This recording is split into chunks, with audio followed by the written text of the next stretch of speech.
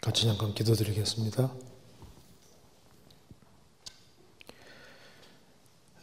자비로우신 우리 아버지 하나님, 오늘도 이 귀한 시간 허락해 주신 것을 감사합니다. 또 하나님의 말씀으로 여러 가지 궁금한 의문들을 생각해 보려고 합니다. 주님께서 함께 해주시고 또 주 안에서 귀한 시간이 되도록 도와주시고 또 마음속에 여러 가지 궁금한 의문들이 해결될 수 있도록 도와주시옵소서.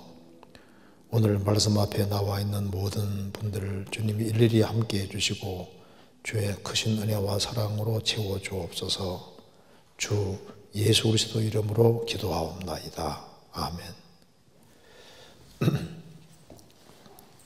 오늘 같이 이렇게 궁금한 질문들을 한번 같이 생각해 보겠습니다.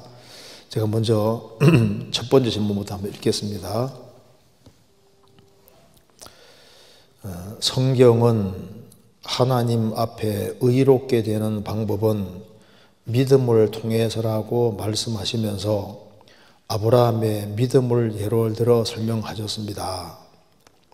로마서 4장 3절, 성경이 무엇을 말하느냐? 아브라함이 하나님을 믿음에 이것이 저에게 의로 여기신 바 되었느니라.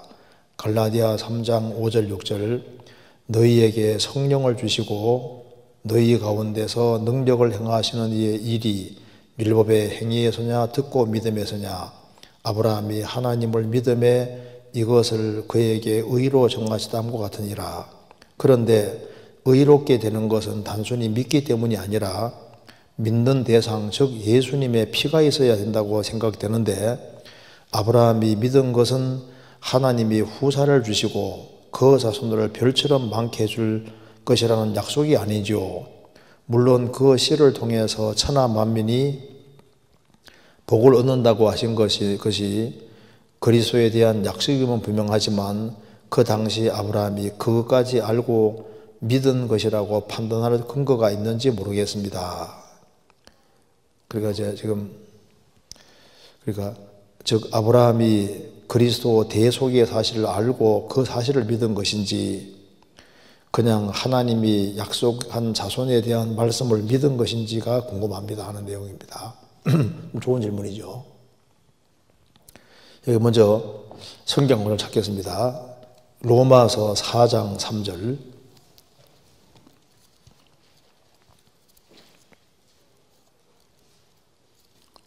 로마서 4장 3절에 1절부터 제가 읽겠습니다.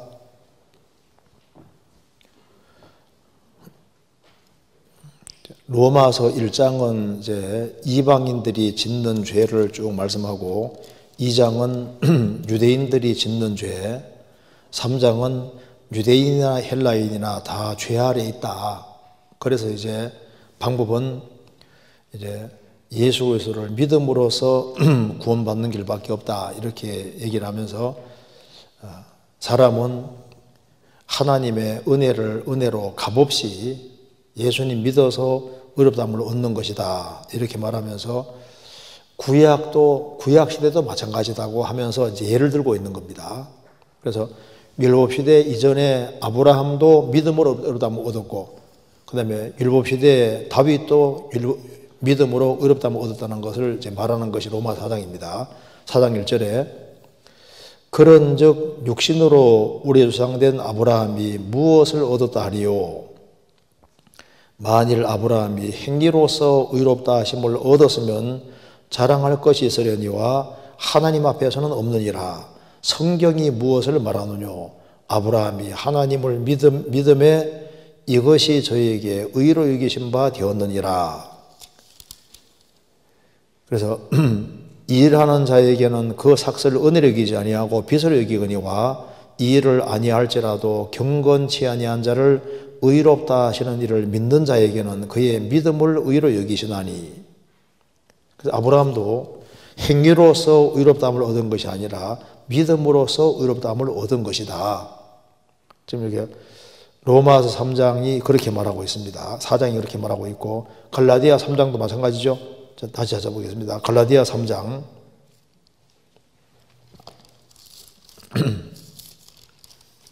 3장 5절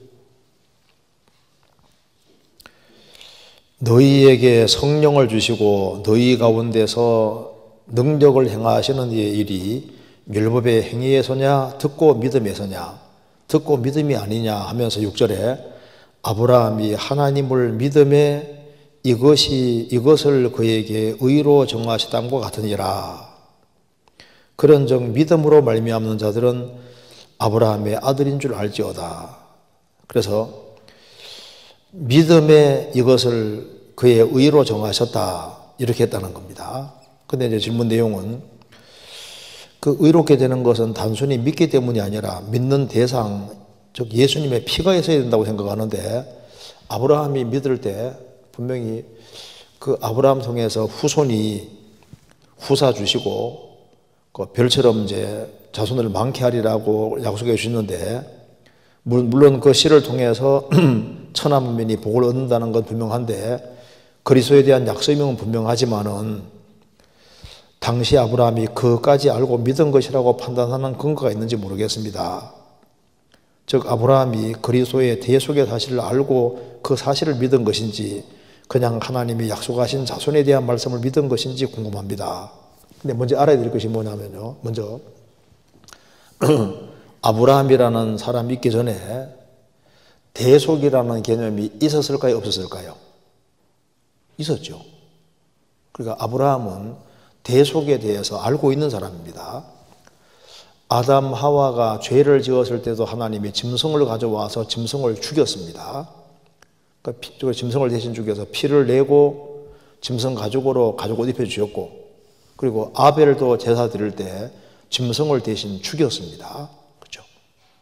그리고 노아가 방주를 만들고 방주 안에 들어갈 때 정결한 짐승은 7상, 부정한 짐승은 1상씩 있지 않습니까? 그 정결한 짐승은 레위기 11장에 말하는 정결한 짐승을 말하는 게 아니라 제사용을 말하는 겁니다. 제사용.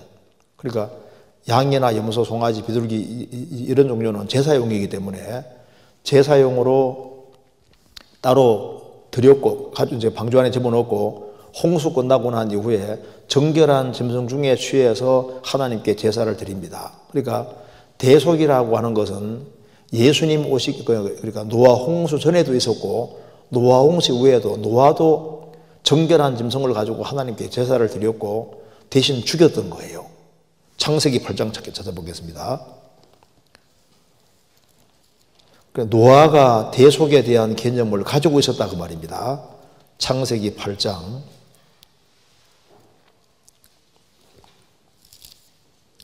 20절에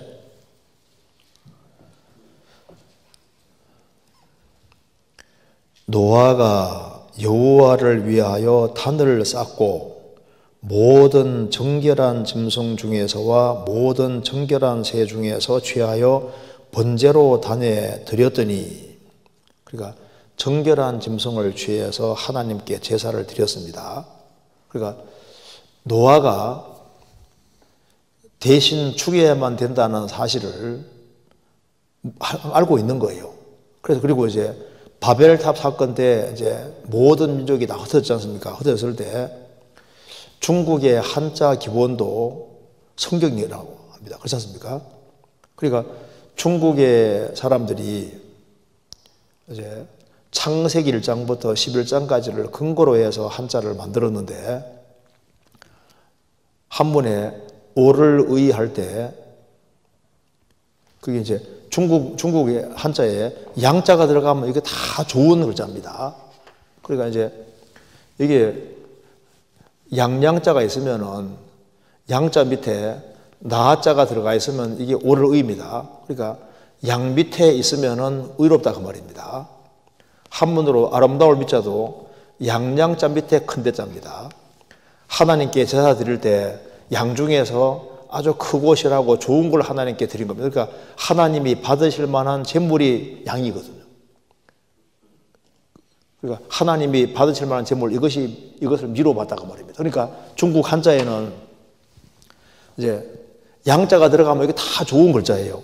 이게 상소로울 상자도 이게 이제 보통 보일시가 제단에 기도하는 장면이고 제물 올려놓는 장면인데 보통 이것은 하나님을 가리킨다고 합니다.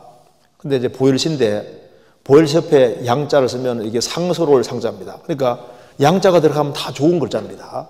그러니까 중국의 산자가 만들어질 때도 그게 이제 노아 후손이기 때문에 노아 자손들이 대신 죽여야만 피를 흘리고 죽여야만 의롭게 된다고 하는 사실을 알고 있는 거예요. 그리고 욥기는 아마 아브라함 이전일 거라고 하는데 욥기에도 욥이 하나님께 짐승을 죽여 번제로 드리잖아요. 그리고 대속이라는 개념을 알고 있었다고 말입니다. 성경 찾아봅시다. 욥기 1장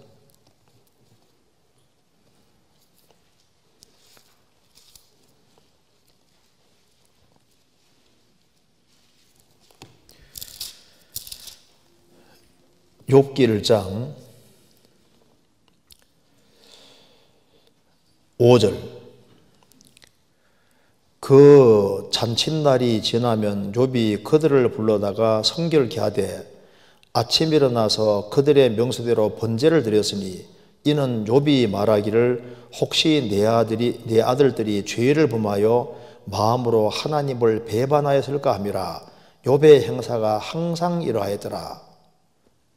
그러니까 죄하고 짐승 죽이는 게 항상 연결되어 있는 거예요. 그리고 이제 욥기 36장 아침에 배웠던 거 한번 봅시다. 욥기 36장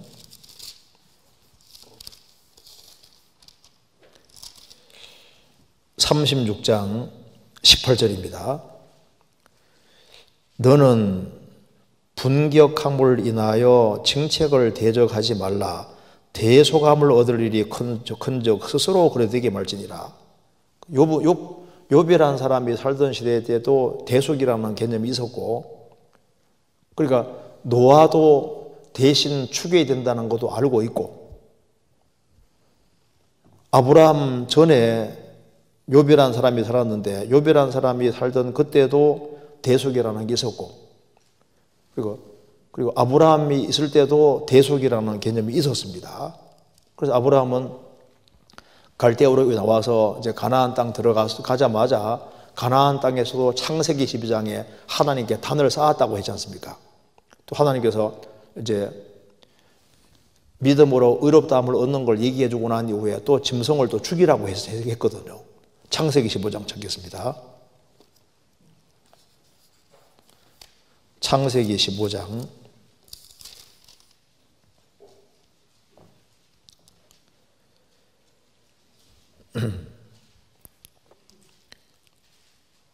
6절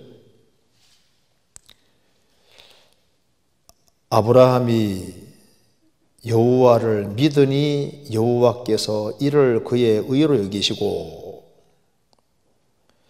그 다음에 9절 여호와께서 그에게 이르시되 나를 위하여 3년 된 암소와 3년 된 암염소와 3년 된 수양과 산비둘기와 집비둘기 새끼를 취할지니라.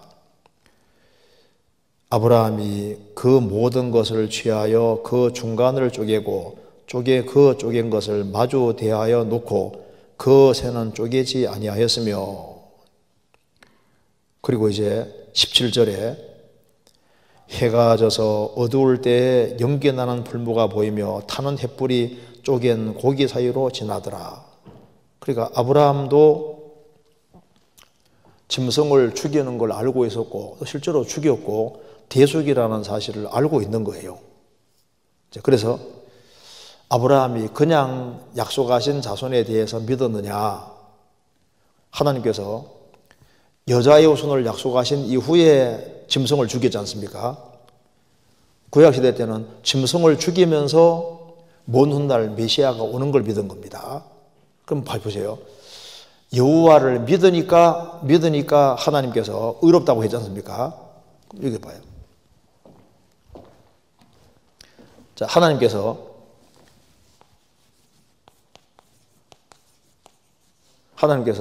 이 사람은, 아브라함은 의로운 사람이 아닙니다. 아담 자손이니까 죄인입니다.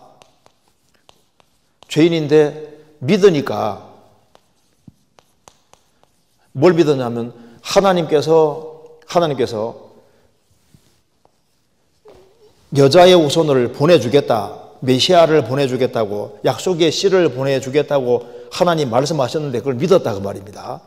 믿으니까 하나님께서 이것을 의로 정하시고 의롭다. 의롭다 그 말이 무슨 말입니까? 아브라함은 죄인인데 의롭다 하는 것은 아브라함의 죄값은 하나님께서 갚으시겠다는 얘기인 거예요. 하나님께서 갚으시는 길은 대속밖에 없는 겁니다. 그래서 너는 의롭다 이렇게 하는 것은 이 사람의 운명에 대해서는 주님이 책임진다, 하나님이 책임진다 그 말입니다. 자, 간음 중에 잡힌 여인이지 않습니까? 나도 너를 정죄하지 아니하노니, 그 무슨 말입니까? 정죄받아야 될 사람을 정죄하지 아니하노니 그 말은 내가 너를 의롭다고 하는 대신에 거기에 대한 대가는 내가 책임지겠다 그 말인 겁니다. 그렇죠? 자, 십자가 주고 가던 강도에게 너가 오늘 나와 함께 낙원에 있으리라, 낙원에 있으리라 이렇게 말씀해 주는 것은 이 사람에 대한 값은 내가 지불하겠다 그 말인 겁니다. 그러니까 하나님께서 의롭다고 선포하는 것은 뭡니까? 거기에 대한 대가는 내가 담당하겠다 그 말인 거예요. 그래서 소자야 너의 죄 사함 받았느니라 이렇게 말씀할 때 그 사람에 대한 죄값은 내가 담당하겠다 그 말인 거예요. 그러니까 아브라함에게 너는 의롭다 이렇게 말할 때 의로운 사람이 아닌데 의롭다고 할 때는 이 사람의 의롭지 못한 모든 죄에 대한 책임은 내가 담당하고 내가 맡겠다 그 말인 겁니다. 거기에 대한 대가를 어떤 방법으로든 하나님 지불하면 되는 거거든요. 그러니까 메시아가 어떻게 지불할지 모르지만 지불한다고 약속해 주신 거예요. 그러면 여기 아브라함이라는 사람이 그리스도께서 오셔서 십자가에 구체적으로 죽으시고 부활한 걸 알았느냐? 그건 우리가 정확히 알 수가 없습니다. 그런데 어떤 방법으로든 간에 대속해 줄 거라는 것은 알고 있는 거예요. 그렇잖아요. 그러니까 예수님 공생의 당시에 예수님 제자들도 그리스도가 죽는다는 뜻이 뭔지를 모르는 거예요. 주님이 의롭다고 하시면은 의롭게 하시는 방법 자체는 하나님 편에서 대가를 지불해야 되는데 어떻게 지불할지를 몰랐을 수 있는 겁니다. 그런데 시간이 지나가면서 다윗은 봤어요. 다윗은 메시아가 오셔서 대신 십자가 달려서 죽으시는 걸 미리 봤기 때문에 시편 22편에 예언하고 있잖아요. 이사야 선지자도 메시아가 오셔서 그분이 우리 대신 찔리고 상하는 것을 미리 봤습니다. 그러니까 구약시대 때는 여자의 손 통해서 하나님께서 죄값을 대신 지불해 준다는 걸 약속해 주신 겁니다. 의롭다 그 말은 거기에 대한 대가는 내가 담당하겠다 그 말인데 어떤 식으로 담당할지는 정확히 몰랐을 수 있습니다. 그래서 짐승을 대신 죽이면서 메시아가 오셔서 대신 죄값을 지불하시고 그렇게 한다는 사실은 알고 있는 거예요. 그래서 의롭다 그 말은 책임을 내가 지겠다 그 말인 겁니다.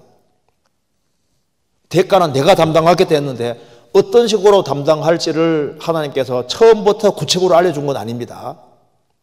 그런데 시간 지나가면서 점점 클리어하게 명확하게 해주시는 명확하게. 그래서 이제 하나님께서 아담에게 자, 내가 여자 우선 보내줄 것이다. 그리고 이제 여자 후손이 오는데 여자의 후손은 뱀의 머리를 깨어버릴 것이다. 그리고 뱀은 발꿈치 상하게 할 것이다. 이렇게 말씀했을 때 그럼 예수님이 오셔서 상처를 입는다는 것 자체가 이게 구체적으로 뭔지가 선명하지 않잖아요. 그러니까 점차적으로 주님이 점점 명확하게 알려주신 겁니다. 그러면 아브라함이라는 사람이 그러니까 아담이 메시아가 오신다는 건 알고 자기 죄에 대한 대가를 지불할 건 알지만은 어떤 식으로 지불할지는 잘 모를 수도 있는 거예요. 그래서 하나님께서 짐승을 대신 죽여서 이제 피를 흘리게 이렇게 해왔기 때문에 이제 나중에 다윗 같은 경우는 메시아가 십자가에서 죽는 것을 아주 명확히 확실히 알았습니다. 이사야 선지자도 확실하게 알았지 않습니까? 그것도 계시로 알려주신 겁니다. 그래서 여기 이제 질문 내용에서 피가 들어가야 되는데 예수님이 오신다는 것, 메시아가 오신다는 것까지 확실히 알았는데 그 메시아가 구체적으로 어떤 식으로 하는지 그걸 정확히 알았을까? 그 하나님이 아브라함에게 어떻게 해준지 그건 정확히 나와 있는 게 없습니다. 그런데 확실한 것은 의롭다 그 말은 거기에 대한 대가를 내가 어떤 식으로든 담당하겠다 그 말인 겁니다. 그래서 담당하는 방법이 하나님께서 그리스도를 대신 죽게 하시고 피를 흘리게 하시는 것이었습니다. 그래서 아브라함은 메시아가 오신다는 사실, 그리고 메시아가 오셔서 어떤 방법으로든 간에 자기 대신 값을 지불한다는 것은 확실히 알고 있는 겁니다. 그런데 그 방법이 구체적으로 어떤 방법인지는 그 당시에는 몰랐을 수 있는 거예요. 그래서 이 정도로 이해하면 될 것 같습니다. 그리고 이제 예수님 공생의 당시에도 예수님이 소자야 네 죄 사함 받았느니라. 그럴 때 어떤 식으로 그러면 이제 죄를 사함 받았으면은 이 사람 죄에 대한 대가는 예수님이 담당해야 되잖아요. 그런데 그 사함 받은 사람도 어떤 일 담당하는지는 모를 수 있는 겁니다. 그잖아요. 가늠하다 현장에 잡힌 여인에게 나도 너를 정죄치 아니하노니, 그 말은 예수님이 그 사람의 죄에 대한 대가를 담당할 걸 전제하셨는데 어떤 일 담당할지 모르지만은 주님 말씀하셨으면 그걸 믿는 거지 않습니까? 그잖아요. 그래서 구약시대 때도 오실 그리스도가 오셔서 나를 의롭다고 하는 것은 대가를 어떻게 하든 간에 지불한다는 걸 확실하게 믿은 겁니다. 그렇잖아요. 책임을 하나님께서 지시는 겁니다. 아브라함에게 믿음으로 그리스도 오실 것을 약속하니까 믿었으니까 하나님께서 의롭다 그 말은 너에 대한 죄의 대가나 모든 것에 대한 책임은 내게 넘어왔다 그 말이지 않습니까? 그러니까 그걸 이제 주님이 어떻게 하든 담당하면 되는 거라고요. 그렇게 이해하면 되겠습니다. 그 다음에 두 번째 질문 보시겠습니다. 요한복음 8장 찾겠습니다. 요한복음 8장 56절.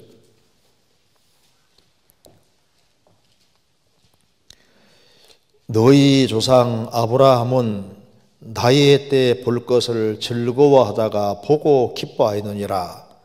유대인들이 가로되 내가 아직 50도 못 되었는데 아브라함을 보았느냐. 예수께서 가라사대 진실로 진실로 너희에게 이르노니 아브라함이 나기 전부터 내가 있느니라 하시니. 이 질문에 이어서 이 말씀에서 아브라함이 예수님의 때 마이데이 내 나를 보고 즐거워했다고 했는데요. 단순히 예수님을 보고 기뻐했다면 창세기 18장에 나타나신 예수님이나 창세기 14장에 나타나신 멜기세덱에 해당된다고 하실 것 같은데 내 날이라고 표현하셨다면 그리스도의 초림과 재림의 때를 보았다는 뜻이 아니지요. 어떻게 이해하는지요? 여기 이제 나의 때 볼 것을 즐거워하다가 보고 기뻐했다 했을 때 예수님이 이 말씀하실 때 유대인들이 이해할 때 나의 때 볼 것을 즐거워하다가 보고 기뻐했다 이렇게 할 때 어떻게 이해했냐면은 57절에 유대인들이 가로되 내가 아직 50도 못 되었는데 아브라함을 보았느냐? 그러니까 아브라함이 예수님의 때 볼 것을 즐거워하다가 봤다 그 말입니다. 아브라함 봤느냐? 이 말은 직접 아브라함하고 직접 만난 적이 있다는 얘기지 않습니까? 그렇게 이해했지 않습니까? 그리고 예수님께서는 야, 그 정도가 아니라 나는 아브라함이 나기 전부터 있느니라. 자, 그런데 이게 참 이게 좋은 질문이거든요. 이거 한번 잠깐 봅시다. 자, 예수님 말씀하셨습니다. 여기 이제 예수님이 계시고 예수님 말씀하시기를 여기 아브라함이 있으면은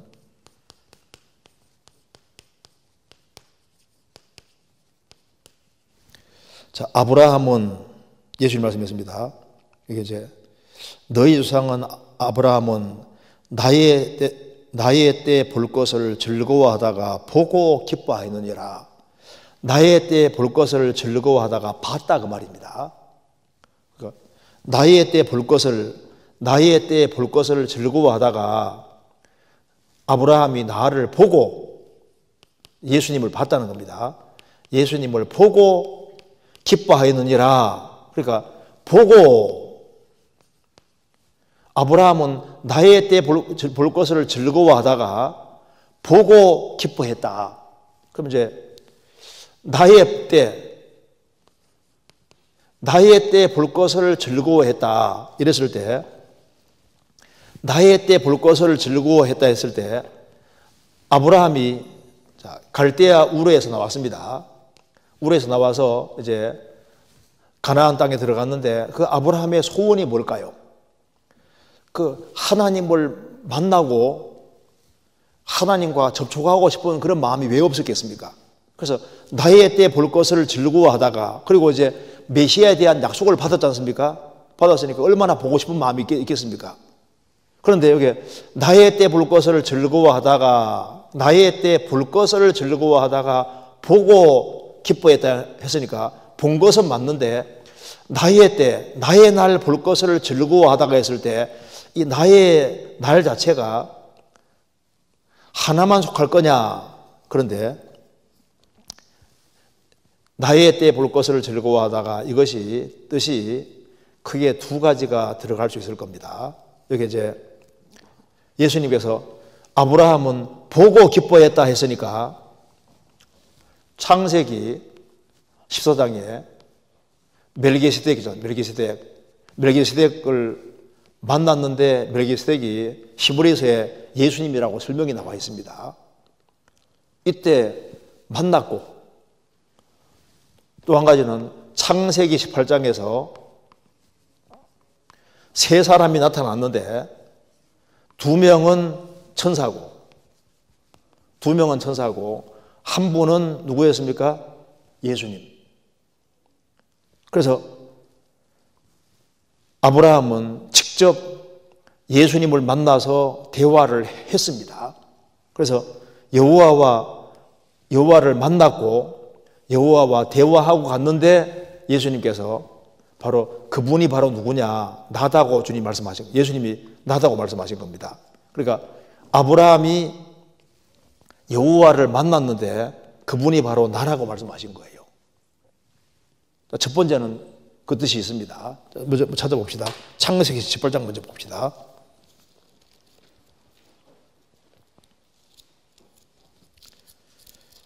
창세기 18장 1절입니다.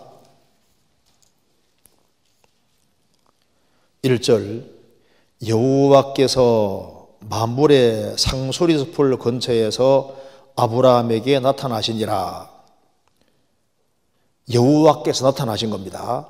정오 즈음에 그가 장막문에 앉았다가 눈을 들어 본즉 사람 셋이 맞은편에 섰는지라. 그가 그들을 보자 곧 장막문에서 달려나가 영접하여 몸을 땅에 굽혀. 그래서 세 사람이 왔는데 영접했습니다. 그러면서 여기에 하나 넘겨봅시다.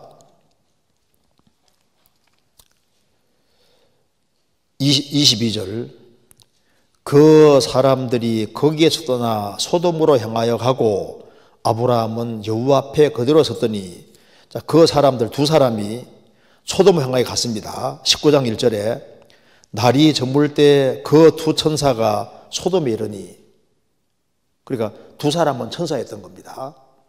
한 분은 예수님이었습니다. 그래서 이제 하나님, 악인과 의인을 함께 죽이는 건 합당하지 않지 않습니까? 소돔의 의인 50명 있으면 어떻게 되겠습니까? 용서해 주겠다고 하면서 점점 얘기해서 10명까지 내려갔습니다. 33절, 여호와께서 아브라함과 말씀을 마치시고 즉시 가시니 아브라함도 자기 곳으로 돌아갔더라. 그래서 예수님이 바로 여기에 창세기 18장에 아브라함과 하나님이 직접 만났던 겁니다. 그러니까 예수님이 사람 모습을 취해서 오셨던 거예요. 그리고 대화하고 하셨다고 말입니다. 그러면서 요걸 지금 예수님이 말씀하는 겁니다. 그래서 창세기 18장 얘기를 하시면서 요한복음 8장 56절에 너희의 조상 아브라함은 나의 때 볼 것을 즐거워하다가, 그런 갈대우로 나올 때 영원한 축복을 바라고 영원한 천국 바라고 나온 사람인 거예요. 그래서 나의 때 볼 것을 즐거워하다가 예수님을 보고 기뻐하였느니라. 유대인들이 말했습니다. 내가 아직 50도 못 되었는데 아브라함을 보았느냐? 네가 지금 그러면 2000살 넘었다는 얘기냐?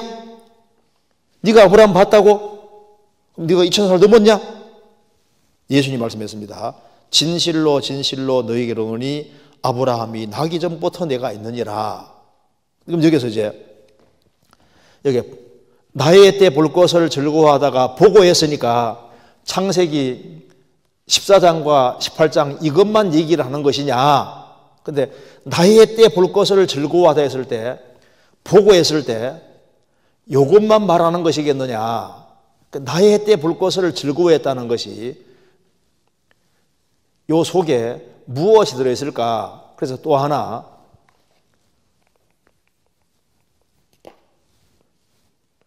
그는 메시아가 오시기를 간절히 소망이기 때문에 그가 정말 보고 싶었던 것이 뭐냐 하면은 실제 성육신 예수님이 정말 육신 입고 오는 것을 보기를, 예수님 아브라함은 나의 때 볼 것을 즐거워했다 했을 때 나의 때가 또 하나, 그가 아브라함은 나의 때 볼 것을 즐거워했다.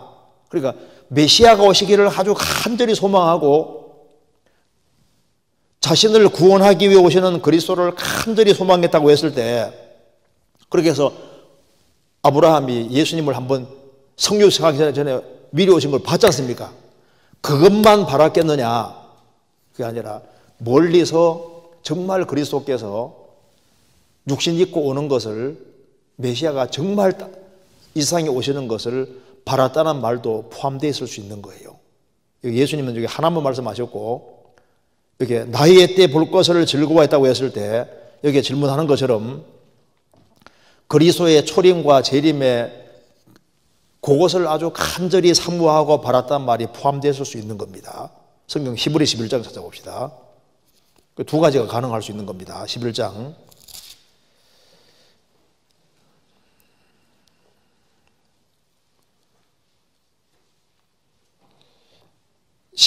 8절입니다. 믿음으로 아브라함은 부르심을 받았을 때 순종하여 장래의 기업으로 받을 땅에 나갈새 갈 바를 알지 못하고 나갔으며, 믿음으로 저가 외방에 있는 것 같이 약속하신 땅에 우거하여 동일한 약속을 유업으로 함께 받은 이삭과 야곱으로 더불어 장막의 텐트에 거하였으니 이는 하나님의 경영하시고 지으실 터가 있는 성을 바랐습니다. 그러니까 아브라함은 갈대아로에서 나왔을 때 평생 텐트에 살았던 이유는 천성을 바랐다. 하나님이 직접 경영하시고 지으실 터가 있는 성을 바랐다. 그래서 13절에 이 사람들은 다 믿음을 따라 죽었으며 약속을 받지 못하였으되, 약속이 이루어지는 거 못 받았습니다. 그것들을 멀리서 보고 환영하며 또 땅에서는 외국인과 나그네로라 증거하였으니 이같이 말하는 자들은 본향 찾는 걸 나타냅니다. 그래서 믿음의 조상들이 바란 것은 영원한 축복을 바랐다고 말입니다. 그래서 아브라함이 갈대아에 나왔을 때 나의 때 볼 것을 즐거워했다. 그리고 봤다. 그러니까 그렇게 하나님의 보시기도 한 그 아브라함이 메시아를 그렇게 간절히 소망했고, 성육신 하기 전에 예수님이 직접 사람 모양을 취해서 와서 대화까지도 했으니까 그것도 봤고, 그러면 그것만 바라냐? 나의 때 볼 것을 즐거워했다는 것 자체는, 그분은 아브라함은 그 정말 메시아가 이 땅에 정말 오시는 것, 성육신 하시는 창세기 3장에서 여자의 후손 약속하셨으니까 여자의 후손이 오기를 아담 때부터 아주 간절히 바랐거든요. 아담도 뭘 소원했냐 하면은 아담도 죄를 범한 이후에 하나님께서 여자 후손 통해서 메시아가 온다고 하니까 아내 이름을 하와라고 지었습니다. 하와. 왜 하와란 말이 생명이거든요. 우리가 범죄에서 영원한 생명을 잃었는데 여자 후손 통해서 메시아가 오신다고 하니까 너무너무 기뻐가지고 아내 이름을 생명이라고 지었다 그 말입니다. 그러니까 아담도 뭘 원했냐면은 메시아가 오시니까 여자 후손 통해서 메시아 오기를 간절히 소망했던 거예요. 그러니까 아브라함도 갈대우에서 나왔을 때 뭘 바랐냐면은 여자의 후손 메시아 오기를 간절히 소망했는데 메시아를 오시기 소망했는데 자기 생애 속에서 본 것은 실제 성육신을 본 것이 아니라 사람의 모습을 취해서 오신 예수님을 잠깐 봤잖아요. 그러니까 나이 때 볼 것을 즐거워했다는 것 자체가 보긴 봤는데 이것만을 원했던 것은 아니고 이걸 넘어서 정말 성육신 하신 것, 메시아가 정말 이 땅에 서셔서 구원을 완성하기 위해 오신다고 했으니까 그걸 실제로 바랐다는 말이 포함될 수 있다 그 말입니다. 무슨 질문인지 이해되죠? 그러니까 여기 이제 이 질문하시는 분이 요걸 얘기했는데 실제 그럴 수 있는 거예요, 실제. 이것은 그러니까 예수님이 여기 봤다고 했을 때 본 것도 맞고 또 그거 이상을 보려고 했단 말도 맞다 그 말입니다. 이거 이해되시죠? 그래서 예수님이 이렇게 이 땅에 실제로 서는 것을 보기 원했단 말도 맞는 거예요. 그래서 욥이라는 사람도 메시아가 이 땅에 정말 선다는 사실을 믿었다니까요. 찾아봅시다. 욥기 19장에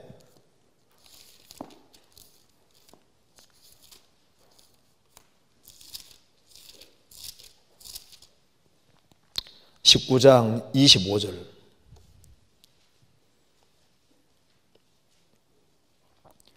내가 알기에는 나의 구속자가 살아계시니 후일에 그가 땅 위에 서실 것이라. 메시아가 오셔서 땅 위에 서실 것이라. 정말 육신 입고 정말 올 걸 믿은 겁니다. 왜? 여자 후손이 보내준다 그랬으니까 여자 후손으로 태어나신 분이 분명히 오게 돼 있는 거거든요. 탄생해서 올 걸 아브라함도 바랐던 거예요. 그래서 메시아가 오는 게 너무 확실하니까 그걸 환영하고 바라고 그 메시아 때문에 자기가 구원받는 거니까 그걸 즐거워하고 바랐는데 하나님께서 미리 육신의 모습을 취해서 오셔서 아브라함과 만나 주셨다 그 말입니다. 그런데 아브라함이 원한 것은 그뿐 아니라 정말 육신 입고 오는 것을 보기 원했다는 말이 포함되어 있다고 말입니다. 그렇게 이해하면 좋을 거예요. 넘어가도 되겠죠? 네, 그 다음 질문 보겠습니다. 이게 아무래도 한 분이 질문한 것 같네. 또 멜기세덱이 나오죠. 읽어보겠습니다. 멜기세덱에 대한 질문입니다. 멜기세덱이 제가 먼저 읽겠습니다. 첫째, 멜기세덱이 아비도 없고 어미도 없고 족보가 없다는 것이 예수님을 방불케 하는 근거로서 히브리서에 제시되어 있는데 이것이 멜기세덱이 예수님의 그림자라는 의미인가요? 아니면 멜기세덱이 예수님과 같은 분이라는 의미인가요? 성경에 멜기세덱 외에 모든 인물이 모두 다 족보가 제시되는 것이 또 아닐 것인데 히브리서 기자가 족보가 언급이 안 돼 있으니 부모가 없는 것이며 이는 예수님을 의미하는 것이라고 해석하는 것이 너무 과대한 해석이 아닌가 생각이 듭니다. 이제 이거 하나씩 이제 2번, 3번도 있는데 이거부터 생각해 봅시다. 자, 성경 히브리서 찾아보시겠습니다. 히브리서 7장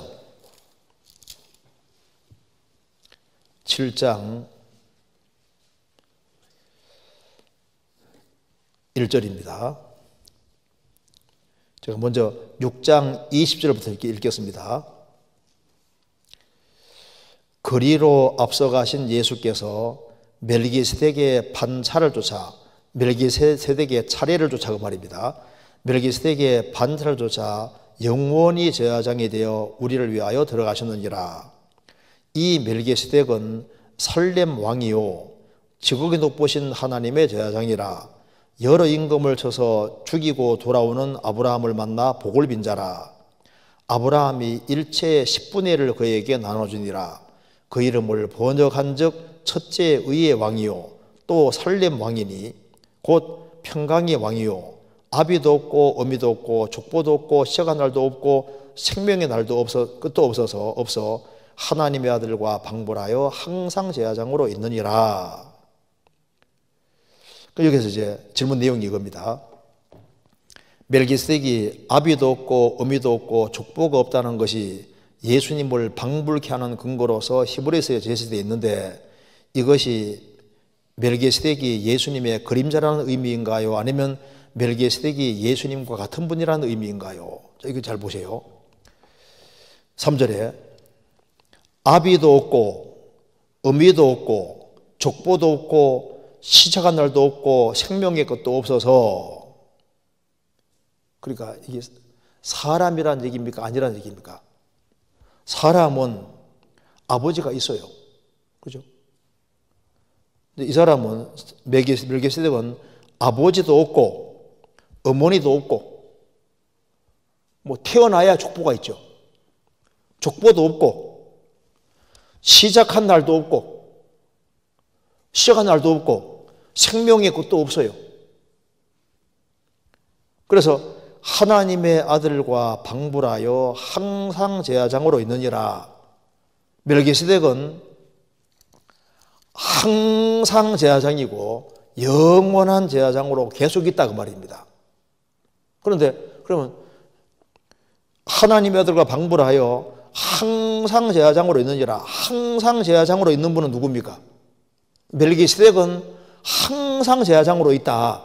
그런데 항상 제사장은 누구냐 하면은 여기에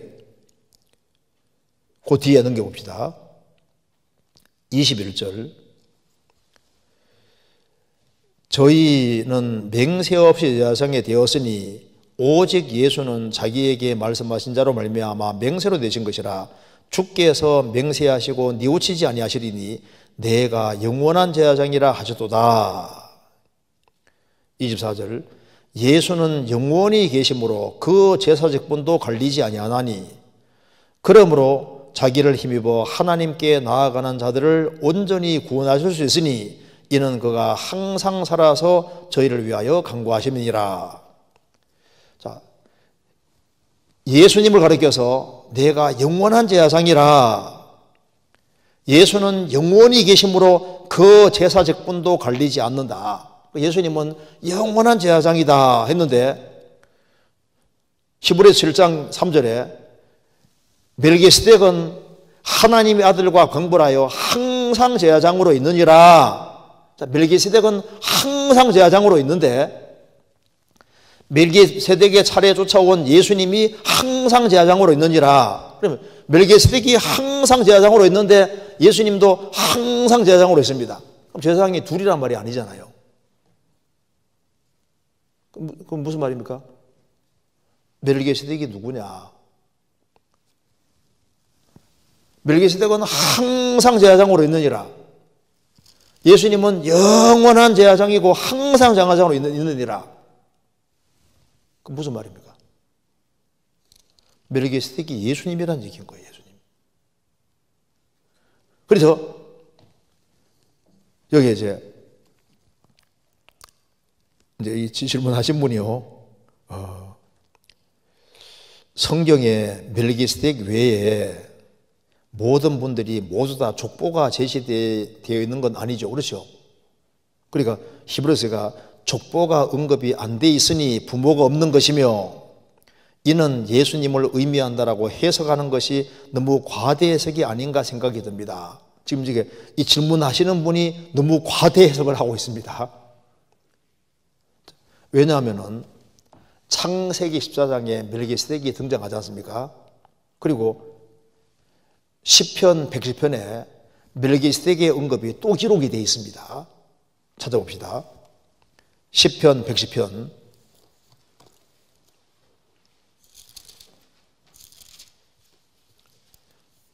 1절입니다. 여호와께서 내 주에게 말씀하시기를 내가 내 원수로 내 발등상 되게 하기까지 너는 내 우편에 앉으라 하시도다. 4절 여호와는 맹세하고 변치 아니하시리라 이러시기를 너는 멜기세덱의 반차를 쫓아 영원한 제사장이라 하시도다. 주의 우편에 계신 주께서 그 노하시는 날에 열왕을 쳐서 파하실 것이라. 열방 중에서 판단하여 시체로 가득하게 하시고 여러 나라의 머리를 쳐서 파하시며 길가의 시냇물을 마시고 인하여 그 머리를 드시리로다. 이거 보시죠.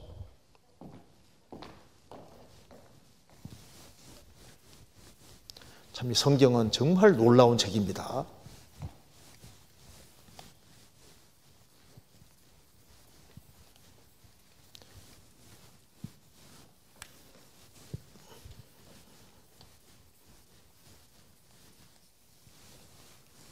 자, 아브라함은 예수님 오시기 2000년 전 사람입니다. 2000년 전에 참 아브라함이 전쟁을 이기고 딱 돌아올 때 멜기세덱이 나타났습니다. 멜기세덱이 나타나서 떡과 포도주를 딱 가지고 갑자기 나타났습니다. 그래서 이 멜기세덱은 지극히 높으신 자의 제사장이다. 지극히 높은 제사장이다 그 말입니다. 그리고 이제 믿음의 조상 아브라함에게 딱 축복을 빌었습니다. 지극히 높으신 하나님 아브라함에게 복을 주십시오 하고 이제 복을 빌었다고 말입니다. 그리고 이제 아브라함은 10분의 1을 멜기세덱에 줬는데 사람이 10분의 1을 받아야 안 받아요? 11조를 받는 것은 사람이 받을 수 있습니까 없습니까? 11조를 사람이 받아야 안 받아요? 사람이 받을 수 있는 게 아니지 않습니까? 11조를 받는 분은 하나님이 받는 거거든요. 그런데 아브라함이 10분의 1을 멜기세덱에게 드렸다 그 말입니다. 그러니까 이 멜기세덱은 11조를 받는 사람인 거예요. 11조를. 그리고 이제 아브라함에게 복을 빌어주고, 그리고 이제 아브라함이 복을 받는 것은 떡은 예수님의 살과 포도주는 피지 않습니까? 예수님이 살이 찢기시고 피를 흘림으로써 그것 때문에 아브라함이 복을 받는 겁니다. 그래서 이제 이 멜기세덱이 복을 빌어주고, 그리고 난 이후에 다윗이라는 사람이 살던 시대에 하나님께서 성령의 감동으로 이 멜기세덱의 반차를 쫓아서, 차례 쫓아서 예수님이 영원한 제사장이다 이렇게 말씀했다고 말입니다. 그러면 봐요. 다윗은 예수님 오시기 대략 1000년 전 사람인데, 이제 모세라는 사람이 살던 시대에, 즉 예수님 오시기 1500년 전에, 그러니까 이건 2000년 전이고 아브라함 때는 2000년 전이고, 아브라함 때로부터 한 500년 지나서 모세 통해서 이제 이스라엘 12지파 중에 하나님이 레위 지파를 특별히 구별하시고 레위 계통을 통해서 제사장을 주신 겁니다. 제사장을 주시고 짐승 피제사를 허락하신 거예요.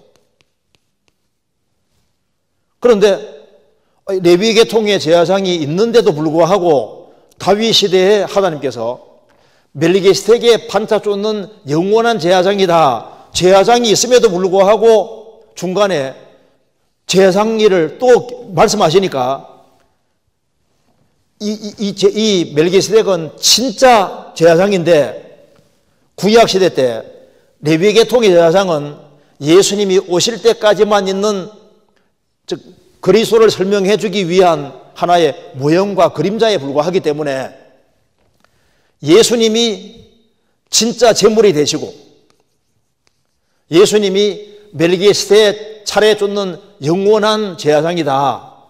그러니까 진짜 제사장은 예수님이고 진짜 제물도 예수님이니까 중간에 하나님 짐승의 피를 계속 흘린 것도 바로 예수님이 진짜 제물이라는 걸 설명해 주기 위해서고, 구약 제사장도 전부 다 아하론 계통의 제사장 모두도 예수님이 정말 대상이라는 것을 설명해 주기 위한 것이었고, 그래서 예수님은 갑자기 나타나신 분이 아니라 아브라함 때, 이때 벌써 하나님이 잠깐 사람 모습을 취해서 오셔서 아브라함 축복해 주시고 난 이후에 이 차례를 쫓아 다윗 시대 때 미리 또 말씀해 주시고, 그 다음에 정말 멜기세덱의 차례 쫓아서 예수님이 오신 것이다. 그래서 이 멜기세덱이 아브라함이 갑자기 딱 등장했는데 이분이 누구냐? 이분은 바로 예수님이라고 소개해 주기 때문에, 그래서 여기 이제 히브리서에서 이 멜기세덱은 보통 사람이 아니라는 것을 설명해 주는 거예요. 그래서 이 멜기세덱은 히브리 7장에서 말씀하시기를, 이 멜기세덱은 다시 보시겠습니다. 7장 2절에 아브라함이 일체의 10분의 1을 그에게 나눠주니라. 그 이름을 번역한즉 첫째는 의의 왕이요 또 살렘 왕이니 곧 평강의 왕이요 아비도 없고. 이게 성경은 성령의 감동으로 기록이 된 겁니다. 이 멜기세덱은 항상 제사장으로 있는 분인데, 항상 제사장으로 있는 분은 예수님이 제사장이니까 이 왕은 아버지도 없고 어머니도 없고 시작이 없으니까 족보가 없잖아요. 시작한 날도 없고 생명의 끝도 없으니까 계속 존재하는 거니까 하나님 아들과 방불하여 항상 제사장으로 있느니라. 그러면서 이분이 누구냐? 바로 멜기세덱에 따라 쫓아오는 바로 이분이 바로 메시아고 예수님이다. 그걸 지금 설명해 주는 거예요. 그러니까 여기에 족보가 언급이 안 돼 있으니 부모가 없으면 이렇게 해석하는 게 아니라니까요. 만일 시편 110편에 미리 예언이 안 돼 있으면은, 이거 끼 맞추는 게 될지 몰라도 시편 110편에 예수님 오시기 1000년 전에 딱 110편 얘기하시면서 시편 110편에 예수님이 십자가에 죽으시고 부활하심으로 너는 내 우편에 앉아서라, 원수가 발등상에 될 때까지 내 우편에 앉아서라. 예수님 부활 성천입니다. 예수님 부활 성천에서 멜기세덱의 반자촌 영원한 제사장으로 제사장이다. 예수님은 지금 제사장으로 계시는 겁니다.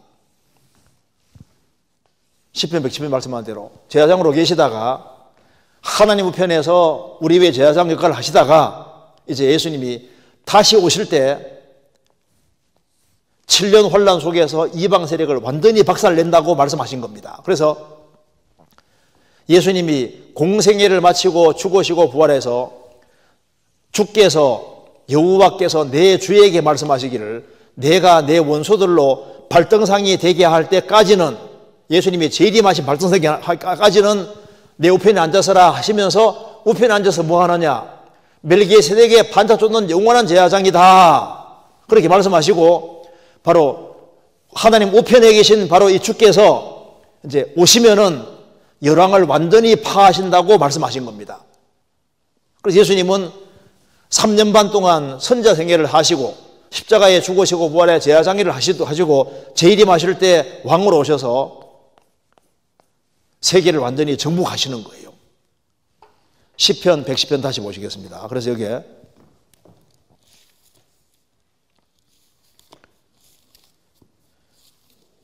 시편 110편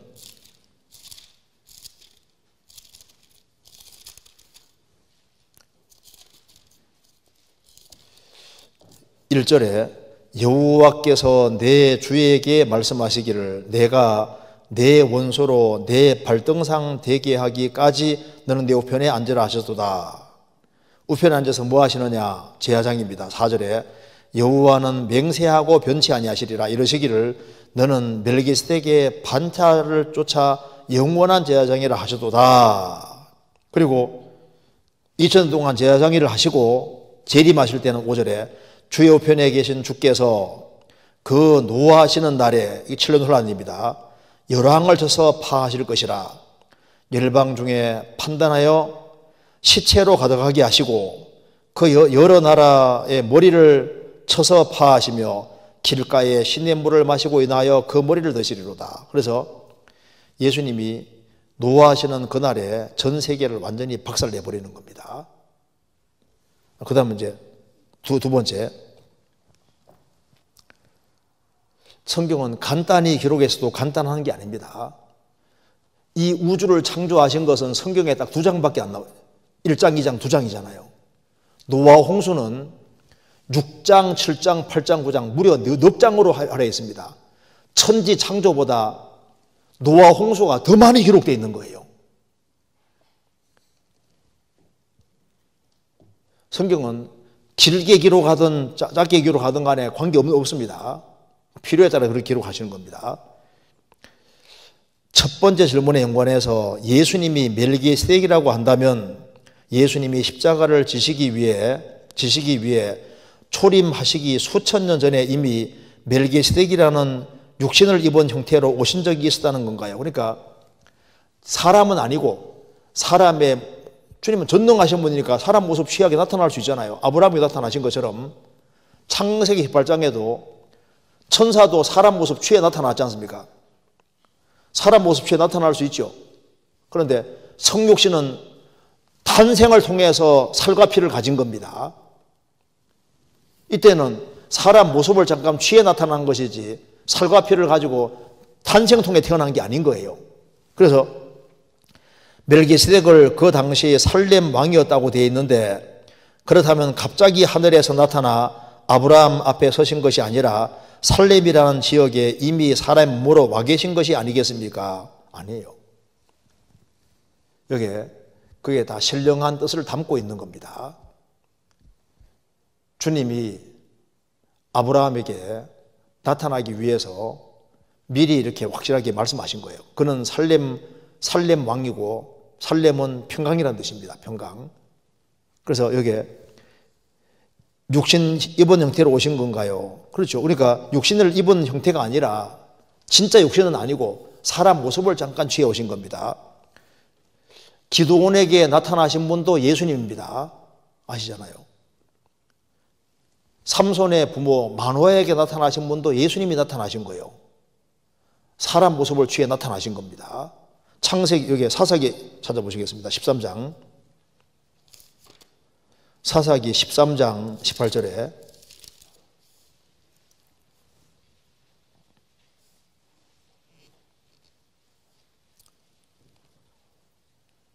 13장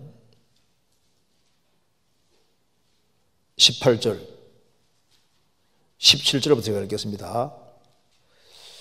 마노아가 또 여호와의 사자에게 말씀하시되 당신의 이름이 무엇이니까 당신의 말씀이 이룰 때 우리가 당신을 존숭하리이다. 여호와의 사자가 그에게 이르되 어찌하여 이를 묻느냐 내 이름은 기묘니라.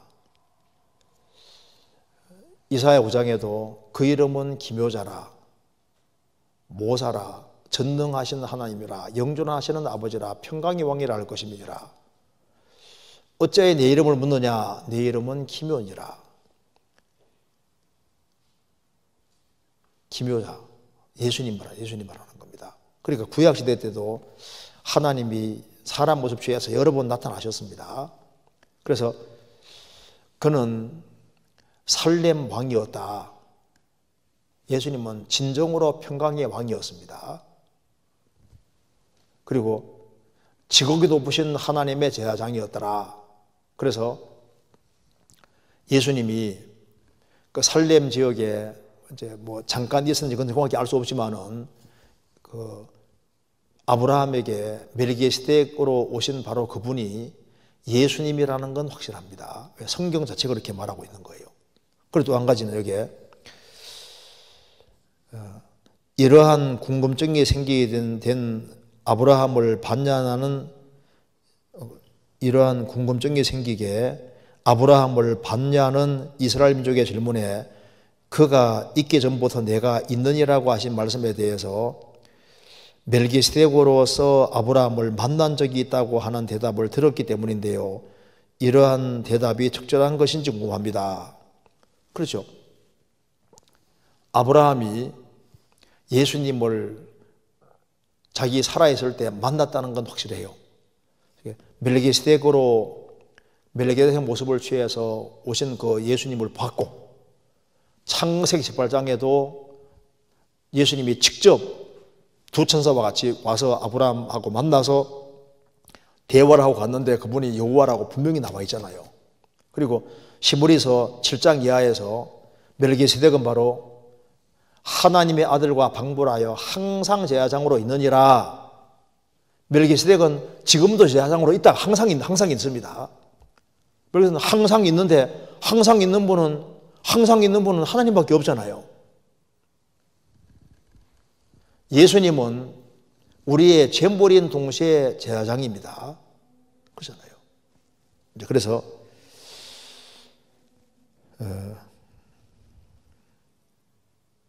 그러니까 이제 질문 넘어가도 되겠는데 할 때 이제 이런 내용입니다. 그래서 히브리서에 7장에 나와 있는 멜기세덱, 창세기 14장에 나와 있는 멜기세덱은 누구냐?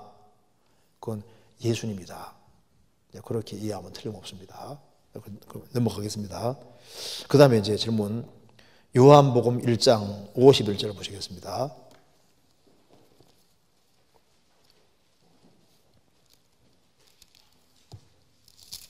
(1장 51절)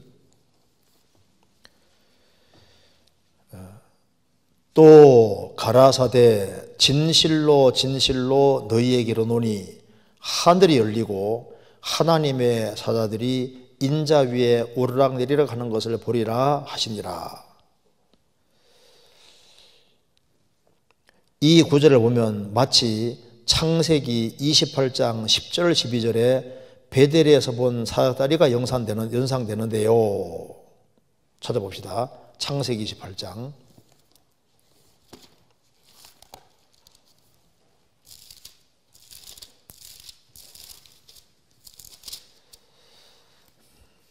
13절에 12절부터 제가 읽겠습니다.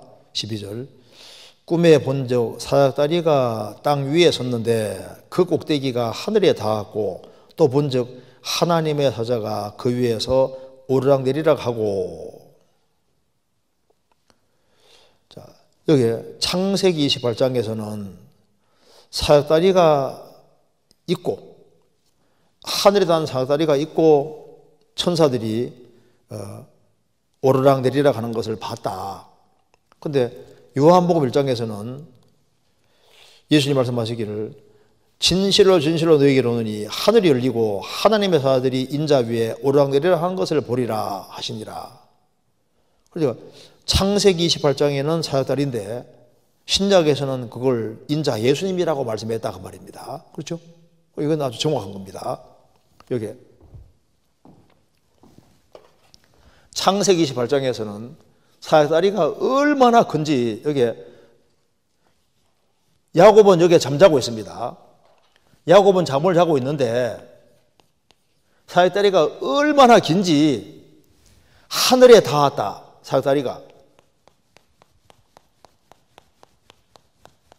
그러니까 천사들이 오르락내리락 한다고 오르락내리락 하는데 여기 하나님이 여기에서 참 야곱을 축복해 주십니다. 야곱은 얍사바다, 교활하다, 간사하다 그런 뜻입니다. 그런데 신약에 와서는 이걸 가리켜서 인자 위에 천사들이 오르락내리락 한다. 그러니까 인자 예수님은 이퀄 사역자리다 그 말입니다. 이게 뭘 말하냐면은 성경 디모데전서 2장에 말씀하시기를 하나님은 한 분이시요 하나님과 사람 사이에 중보도 한 분이시니 그 사람이신 그리스도 예수라. 그러니까 하나님과 인간을 연결시킬 수 있는 분은 딱 예수님 한 분밖에 없습니다. 그러니까 하나님이면서 사람이신 예수님밖에 없는 겁니다. 그럼 예수님을 뭐로 표현했냐 하면은 사닥다리로 표현했습니다. 사닥다리로. 자, 사닥다리는 관계없는 두 곳을 연결시켜 주는 겁니다. 그러니까 하나님과 인간 사이에는 거리가 너무너무 멀어서 이거 도무지 왕래할 수가 없어요. 그래서 예수님이 오셔서 십자가에 죽으시고 부활하심으로 하나님과 인간 사이에 막힌 담을 흐르시고 그래서 하늘 문을 여신 겁니다. 예수님이. 그래서 사역다리는 관계없는 곳을 연결시키는 것이고 그리고 사역다리는 발골로 가는 것처럼 우리는 예수님의 십자가의 피공 노래를 기대고 하나님께로 가고 또 하나님은 야곱 축복해 주신 이유는 야곱 때문이 아니라 사역다리 위에서 축복해 주신 것처럼 우리도 비참한 죄인인데 우리가 왜 축복받냐 하면은 예수님의 공로에 근거해서 하나님이 우리를 축복해 주시는 겁니다. 그렇잖아요. 그리고 그 뒤에 봅시다. 그래서 베델에서 본 사역다리가 영상되는데요. 그렇죠. 창세기 18장 17절에 여호와께서 가라사대 나의 하려는 것을 아브라함에게 숨기겠느냐 하신 말씀과 너의 조상 아브라함은 나의 때 볼 것을 즐거워하다가 보고 기뻐하느라는 구절을 근거로 아브라함은 예수님이 오실 것을 알았고 하늘에서 보았다고 알고 있는데요. 야곱 또한 예수님께서 하나님과 인간 사이에 중보자가 되실 것이라는 계시를 통해서 알았는지 궁금합니다. 그런데 구약시대 때 놋뱀 쳐다보면 살리라. 그런데 놋뱀이 예수님의 그림자잖아요. 광야에서 뱀을 든 것 같이 인자도 들려야 하리니 이는 저를 믿는 자마다 영생 얻는다 했을 때 구약시대 놋뱀 쳐다보고 산 사람이 그 놋뱀 쳐다보고 살았는데 그것이 구체적으로 예수님을 가리키는 것인지 잘 몰랐을 수 있잖아요. 그런데 하나님 말씀대로 믿고 살았거든요. 아브라함이 사역다리를 봤는데 여기 이제 하나님과 인간 사이에 중보자가 되실 것이라는 것을 계시를 통해 알았는지 성경에 그런 말은 성경에서 해석은 정확히 나와 있지 않으니까 아브라함도 믿음의 사람 이삭도 야곱도 다 믿음의 사람이라는 게 확실한데 구약시대 때 주님께서 계시해 주실 때 조금씩 계시해 주시기 때문에 다 알았을 리는 없어요. 조금씩 열어주셨습니다. 그리고 심지어 구약의 성경을 받아 기록하는 사람도 무슨 말인지 몰라서 기록하고 난 다음에 연구했다고 되어 있습니다. 그러니까 주님께로부터 다이렉트로 말씀을 받는 사람도 그게 무슨 말인지 모르는 경우가 많았어요. 베드로전서 1장 보시겠습니다. 베드로전서 1장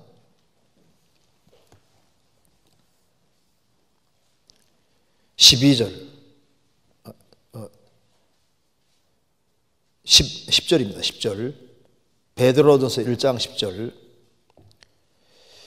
이 구원에 대하여는 너희에게 임할 은혜를 예언하던 선지자들이 연구하고 부지런히 살펴서 자기 속에 계신 그리스도의 영이 그 받으실 고난과 후에 얻으실 영광을 미리 증거하여 어느 시 어떠한 때를 지시하시는지 상고하니라. 그러니까 구약시대 때 너희에게 임할 은혜를 예언하던 선지자들이 연구하고 부지런히 살폈다는 겁니다. 자기 속에 계시는 그리스도의 영이 그 받으실 고난과 후에 얻으실 영광을 미리 증거하여 미리 기록해놓고 증거해놓고 그 다음에 어느 시 어떠한 때를 지시하는지를 상고하니라. 그러니까 구약시대 선지자들도 하나님 말씀을 받아놓고 기록해놓고 연구를 했습니다. 그러니까 하나님께서 어떤 사람에게는 선명하게 많이 보여주지 않습니까? 그러니까 이사야 같은 선지자는 그리스도가 정말 진리고 상하는 걸 아주 명확히 보여주셨어요. 다윗 같은 경우도 예수님이 양손 양발에 못이 박힌다는 것도 미리 다 보여주셨습니다. 그리고 예수님이 성천하는 것도 다윗은 미리 알았어요. 성령의 감동으로 미리 봤거든요. 그러니까 하나님이 시간 지나가면 점진적으로 보여줬는데 이제 아브라함도 하나님 조금씩 보여주시고 야곱도 조금씩 보여주시고 이제 그리고 계속해서 점점 열어주시고 점점 더 많이 보여주신 겁니다. 그래서 하나님이 점진적으로 조금씩 더 열어주셨습니다. 그런데 이제 여기 야곱이 이제 이제 십자가를 딱 이제 그러니까 이제 여기 사닥다리를 딱 보고서 저것은 하나님과 사람 사이에 중보가 되는 예수님을 가리키는 것이구나. 그런 것이라든가 이런 걸 미리 알았겠느냐? 성경에 나와 있는 게 없으니까. 계시로 알려주셨는지 그건 우리가 정확히 나와 있는 게 없습니다. 그런데 아브라함이 여기 이제 야곱이라는 사람이 축복을 받은 근거는 하나님이 축복해 주셨는데 사닥다리의 근거에 축복해 주셨습니다. 그러니까 축복받는 이유는 그리스도의 근거에 축복해 주신다는 걸 하나님께서 이렇게 미리 표현해 주셨는데 바로 이분이 바로 그리스도였단다 이렇게 뭐 알려주셨는지 그건 성경에 나와 있는 게 없으니까 정확히 알 수 없지만은 하나님이 이제 여러 가지 방식을 통해서 조금 계시해 준 것은 확실합니다. 그래서 여기에 성경에 정확한 답은 나와 있지 않으니까 얼만큼 알려주셨는지 우리가 알 수가 없어요. 그래서 중요한 것은 이 사닥다리가 바로 예수님을 가리키는 것은 아주 분명하다는 것을 우리가 알 수 있지 않습니까? 그리고 놋뱀 사건도 예수님 가리키는 게 확실하다는 걸 우리가 알 수 있습니다. 신약의 성경에 설명이 정확히 나와 있으니까요. 그 다음 질문 봅시다. 빨리 넘어갑시다. 요한복음 21장 9절 찾아보시겠습니다. 1번부터 5번까지는 한 분이 질문한 것 같은데요. 일단 봅시다. 요한복음 21장 9절 육지에 올라 보니 숯불이 있는데 그 위에 생선이 놓였고 떡도 있더라. 예수께서 가라사대 지금 잡은 생선을 좀 가져오라 하신대. 여기서 요한복음 21장 9절 10절에 육지에 올라와 보니 숯불에 이미 생선이 놓였는데 또 새로 잡은 생선을 따로 가져오라 하시는 따로 의미가 있을까요? 궁금합니다. 이게 무슨 말이냐 하면요. 이것도 좀 좋은 질문입니다.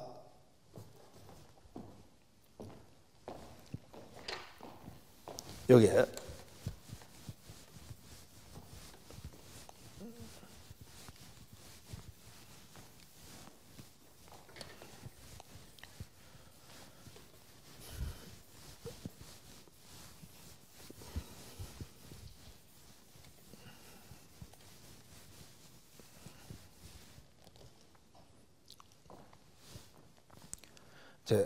예수님 제자들이 밤새도록 수고했는데 물고기 한 마리도 못 잡았습니다.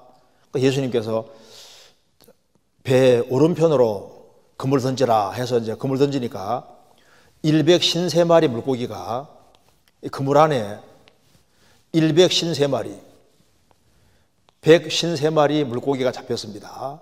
그래서 이제 이 제자들이 이 물고기를 끌어서 이제 육지역에 가져왔습니다. 근데 이제 육지로 이제 물고기를 끌고 와 보니까 벌써 여기 숯불에 생선이 놓였고, 그림은 못 그리니까 대충 생선이 놓였고 생선이 굽혀 있는 겁니다. 구운 생선이 있고 떡이 있더라. 이미 구운 생선이 있다 그 말입니다. 구운 생선이 있는데 지금 잡은 것을 가져오라 했습니다. 그러니까 새로 가져온 생선도 어떻게 되는 겁니까? 숯불에 올라가야 되는 거예요. 그럼 여기 이제 구운 생선을 주님께서 구운 생선을 미리 보여주셨는데 여기에 떡은 뭘 가리키는 겁니까? 떡은 예수님. 여기 생선은 성도를 가리키는데 그물 던져서 물고기를 잡을 때 예수님이 나를 따라오너라 내가 너희로 사람을 낚는 어부가 되게 하리라. 그래서 복음이라는 그물에 걸려서 나온 사람들이 누굽니까? 성도잖아요. 그리고 153마리 물고기는 하나님의 샘만에 들어온 물고기고 그물에 지어지지 않았다. 그 말은 주님의 생명을 얻은 사람은 절대 잃어지는 사람 없습니다. 빠져나갈 수가 없게 돼 있거든요.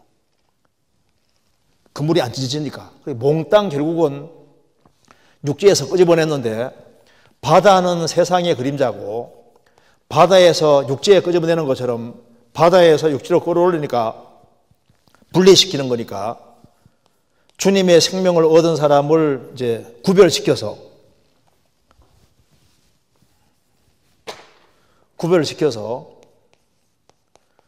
어떻게 하기 원하냐면은 이미 생선역에 구워지고 있지 않습니까? 구운 생선입니다.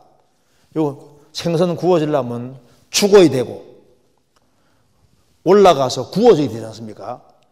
그러니까 지금 이걸 미리 보여주신 것이 뭐냐 하면은 구약시대 때도 그리스도를 위해서 고난받은 사람들이 많이 있는 거예요. 이미 노아도 방주신들하고 그렇게 고생한 것도 그리스도를 위해서 굽혀진 고기나 마찬가지입니다. 모세도 마찬가지잖아요. 구약시대 때 많은 선지자들이 이제 그리스도를 증거하느라고 죽임당했는데 앞서간 믿음의 선진 중에 구원 생선처럼 고난받은 그리스도인들이 사람들이 많이 있었던 거예요. 이제서 물고기도 가져오라. 그게 뭐냐면은 구원받고 난 다음에 주님께서 원하시는 것이 요 숯불 위에 올라와 있는 생선처럼 그리스도인들이 주님을 위해서 희생할 것을 미리 보여주시는 겁니다. 그래서 앞서간 믿음의 선진들을 본받아야 한다는 사실을 미리 보여주시는 거예요. 숯불이 위에 올라가 있잖아요. 그래서 숯불이 있는데 그 위에 생선이 놓여 있고 떡도 있더라. 그래서 같이 먹고 마셨습니다. 예수님께서 같이 먹고 마시라. 그래서 주님과 진정한 교제는 주님은 한 덩이 떡이시고 우리는 생선이니까 주님은 우리를 위해서 죽으셨고 희생하셔서 생명의 떡이 되셨고 우리는 그리스도를 위해서 우리를 희생할 때 그 속에서 진정한 교제가 있는 겁니다. 그래서 주님은 우리를 위해서 헌신하셨고 피를 쏟으셨고 우리는 주님을 위해 십자가 지고 살아갈 때 그 속에서 진정한 교제가 있을 것을 미리 말씀하시는데 먹으라고 해요. 먹으라고. 먹고 마시는 게 교제거든요. 진정한 교제는 희생과 수고 속에 있을 것을 미리 보여주시는 겁니다. 그리고 그 다음 질문 넘어가겠습니다. 성경에 드라빔이라는 우상이 자주 나옵니다. 이 드라빔을 영어 번역본에 따라 서로 다른 단어를 사용하는 경우가 많습니다. 그 중에서도 창세기 31장 19절 찾아보시겠습니다. 창세기 31장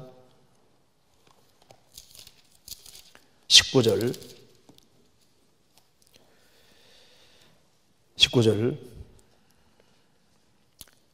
때 라반이 양털을 깎으러 나갔으므로 라헬은 그 아비의 드라빔을 도역질하고 여기 드라빔이라고 했는데 NIV에서는 household gods로 그러니까 집안의 신들로 가정용 우상이다 그 말입니다. 신들로 킹 제임스 버전에는 이미지즈란 말도 우상이거든요. 우상으로 이렇게 번역을 했고 뉴 킹 제임스에서는 household idol죠. 그러니까 가정의 우상들. 그러니까 요만해요. 드라빔이 한 요만합니다. 이렇게 동글하게 말았을 때 요 정도 휴대용 신이거든요. 이렇게 번역되어 있습니다. 이렇게 드라빔이라는 표현이 아예 없는데 대체 어떻게 개역 한결에서는 이것이 드라빔으로 해석된 건지 신기합니다. 이에 대해 알려주시면 감사하겠습니다. 이 해석이 아니라 잘 보시면 꼬불꼬불하게 되죠. 드라빔 원문대로 써놨다 그 말입니다.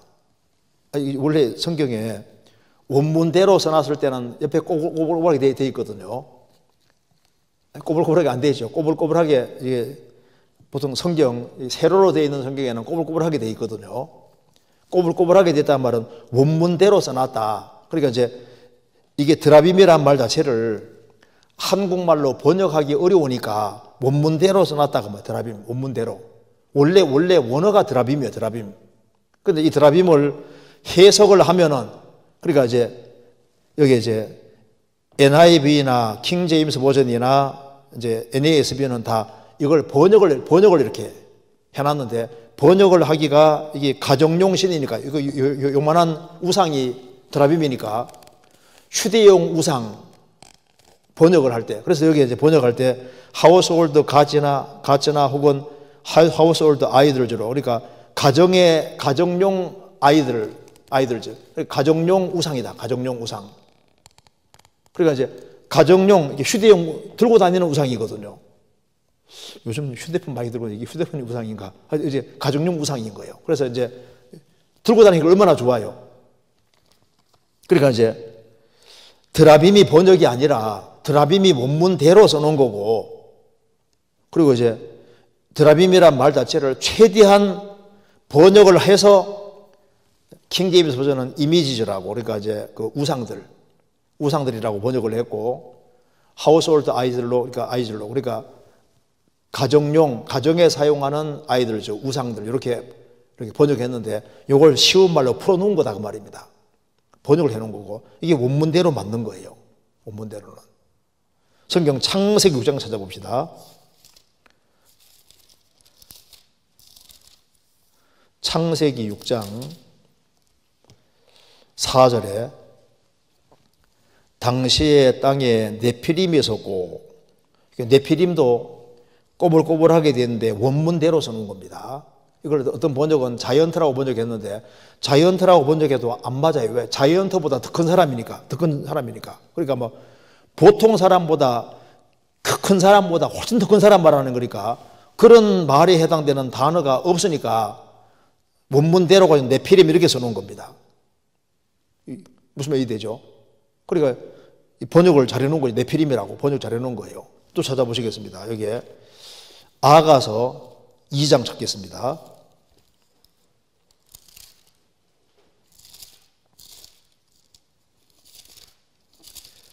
아가서 1장 14절에 나의 사랑하는 자는 내게 엔게디 포도원의 고베라 송이로구나. 고베라 할 때 꼬불꼬불하게도 되죠.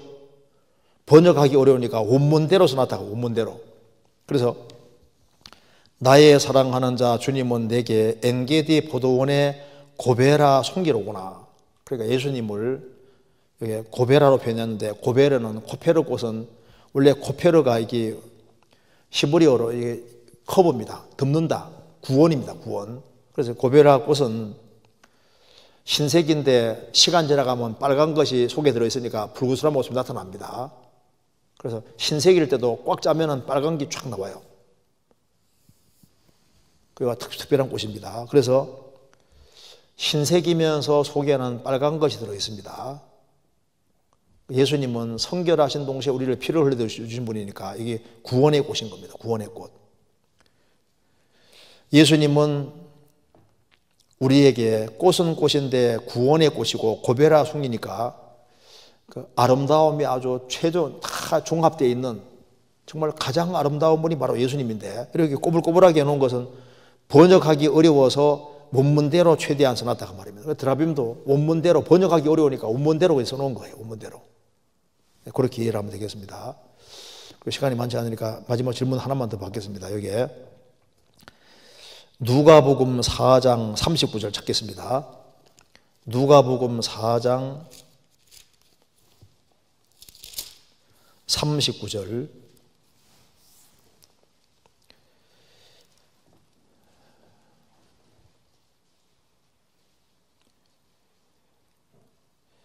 예수께서 가까이 서서 열병을 꾸짖으신데 병이 떠나고 여자가 곧 일어나 저희에게 수종을 드니라. 여기 예수님이 열병을 꾸짖으시니까 떠나갔다. 열병은 무생물인데 왜 열병을 향하여 꾸짖으셨는지, 꾸짖는다는 말에 담기는 의미가 무엇인지 궁금합니다. 예수님이 열병을 향해서 열병을 향해서 꾸짖었다. 열병이 사람도 아닌데 꾸짖었다 그 말입니다. 예수 성경에 이런 표현이 많이 나옵니다. 마가복음 4장 찾겠습니다. 4장 39절.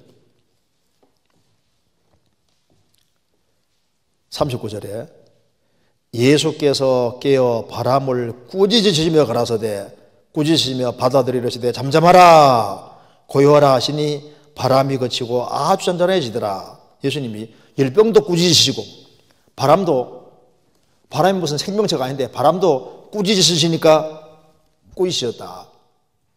구약에도 이런 표현이 나옵니다. 사무엘하 22장.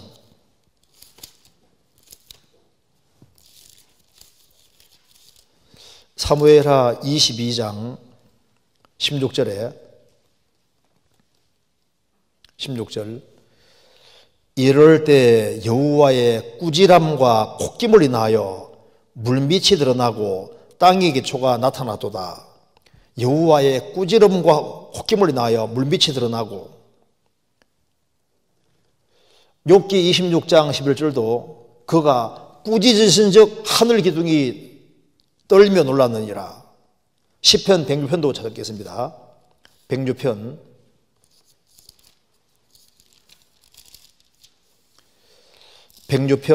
9절입니다.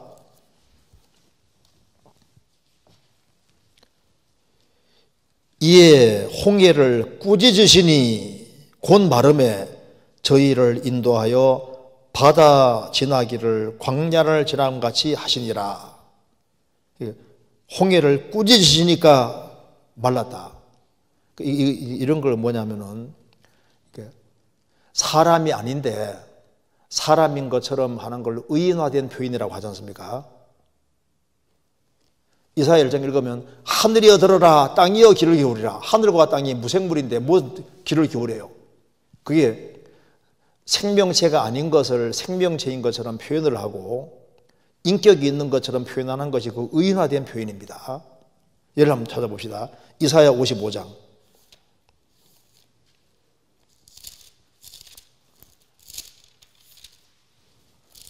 이사야 55장 12절.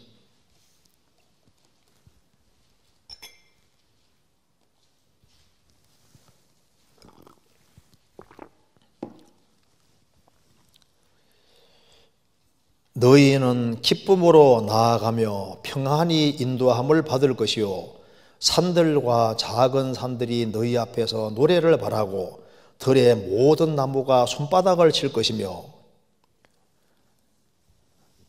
참 너무나도 큰 고통이 있는 속에서 다 해방이 되어서 나아갈 때 너희는 기쁨으로 나아가며 평안히 인도함을 받을 것이요 산들과 작은 산들이 너희 앞에서 노래를 바라고 들의 모든 나무가 손바닥을 칠 것이며.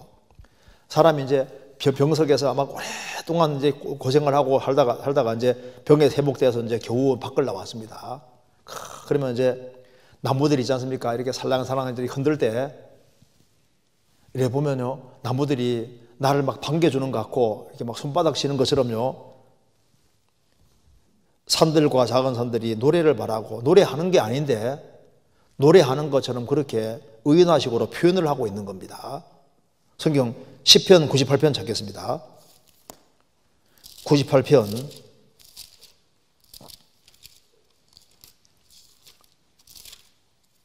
8절에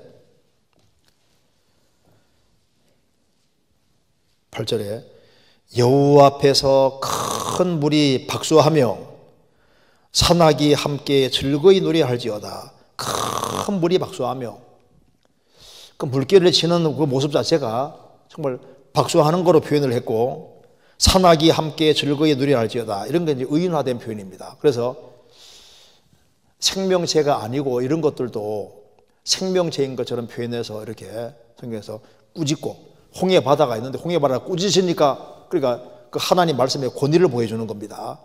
하나님이 어떤 생명체를, 사람을 향해서 뭘 이렇게 명령하고 이렇게 하면 듣는 것처럼 무생물도 하나님의 권위 있는 말씀에 의해서 다 이제 생명체처럼 움직인다, 그 말입니다. 생명체는 아니지만은 생명체가 말을 듣는 것처럼 생명체를 의인화시켜서 그 주님의 권위 있는 말씀에 굴복하는 것을 그렇게 표현해 주신 거예요. 그러니까 바다도 꾸짖으시니까 바람도 꾸짖으시고 열병도 꾸짖으시고, 그렇게 하나님의 명령에 우리가 이제 살아있는 것, 강아지에게 저리 가! 하면 가잖아요. 근데 바위에게 저리 가면 안 가지 않습니까?